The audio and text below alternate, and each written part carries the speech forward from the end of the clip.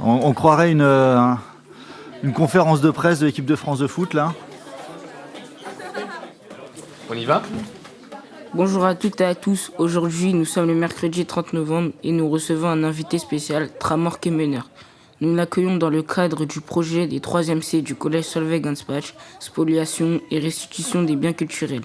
Au sommaire, colonisation, décolonisation, histoire et mémoire, guerre d'Algérie. À vous la classe. Quel avantage la France a-t-elle tiré de la colonisation ? Alors la France a à la fois effectivement tiré des avantages de la colonisation parce que c'est évidemment quand on colonise, c'est aussi pour exploiter les ressources d'un territoire, d'un pays.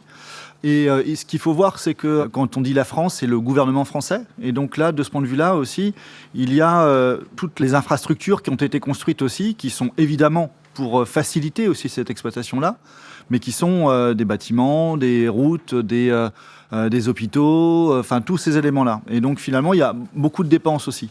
Par contre, en fait, ce sont aussi et avant tout des acteurs sur place qui se sont enrichis. Donc ce sont des Français, certains Français, pas tous évidemment. Comment la France a-t-elle colonisé l'Algérie ? Oui, alors ça c'est une autre question très importante aussi, très lourde. Donc en fait c'est un processus qui s'est fait au fur et à mesure, c'est-à-dire qu'il n'y a pas un plan préétabli en fin de compte. C'est avant tout initialement par une victoire militaire donc, qui s'est déroulée le 5 juillet 1830 et cette victoire militaire en fait c'était avant tout pour du prestige du roi français de l'époque, Charles X.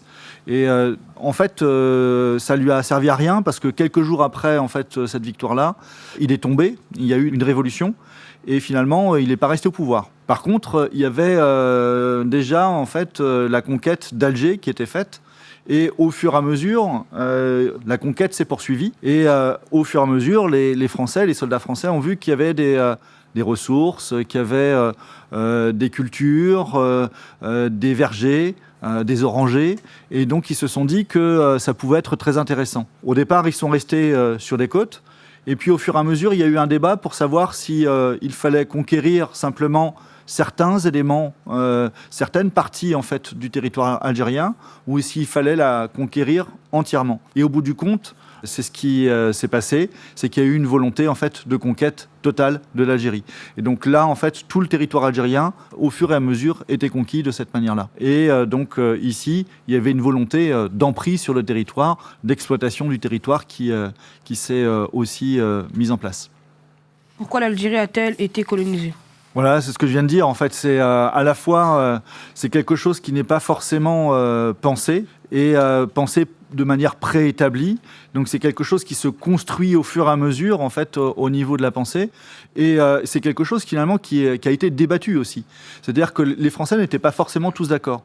Donc il y a ce que l'on appelle déjà à ce moment-là aussi des anticolonistes qui étaient hostiles à la colonisation de l'Algérie. Ils n'étaient pas pour différentes raisons, notamment des raisons financières. Ce n'est pas forcément des raisons humanistes, si vous voulez, mais pour certains, non, il ne fallait pas aller là-bas, ça ne servait à rien, c'était même contraire aux intérêts français. Et d'autres, comme je l'ai dit aussi, certains étaient plutôt favorables à une colonisation restreinte et d'autres à une colonisation totale.